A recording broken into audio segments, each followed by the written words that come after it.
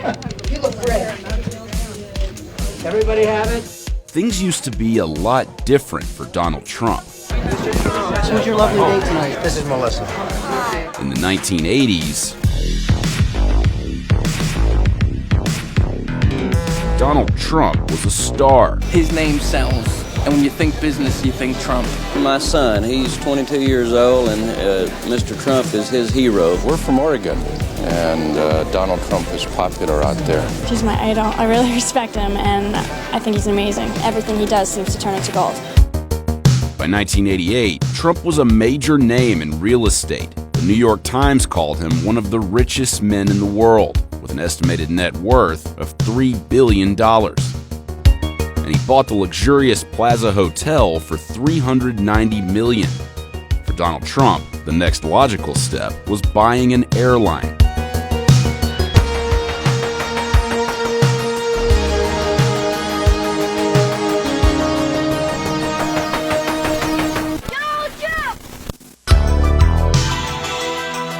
The Trump Organization was a holding company with various assets. Those assets included hotels, apartment buildings, and other real estate assets. That's Henry Hardevelt. Donald Trump hired him as the marketing director for Trump Shuttle.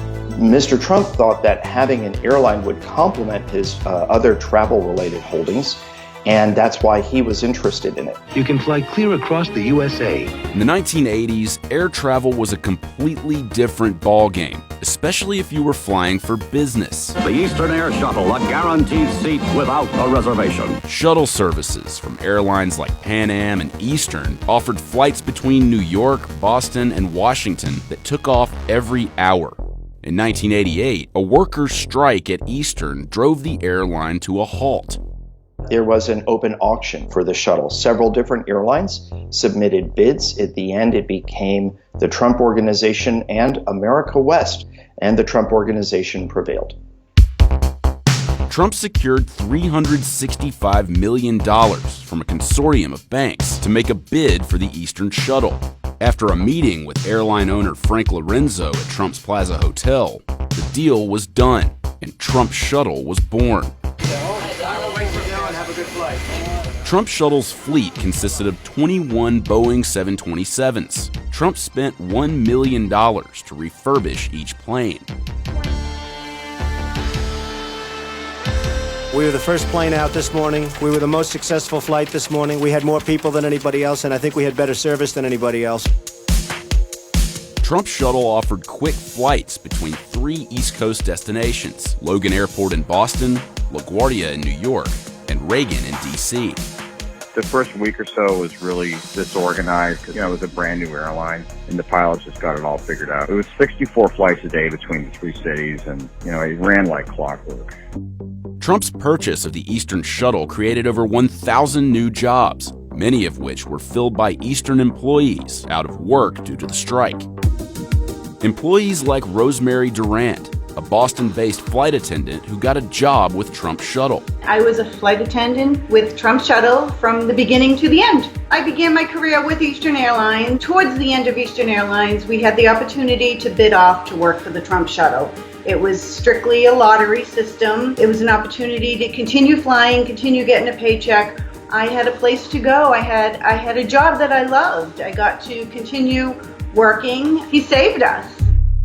We're going to really be a good competitor, and I think it's going to be a lot of fun. So the primary competitor that we flew against was Pan Am Shuttle, and a very, very fine competitor to have because Pan Am forced us to bring our A game to the shuttle market.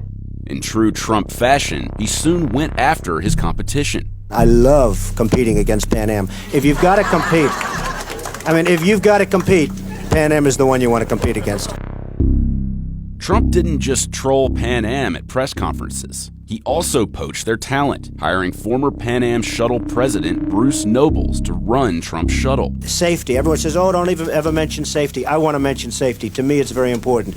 The safety is number one priority. There is an unwritten rule in the airline business. You never attack another carrier's maintenance and safety.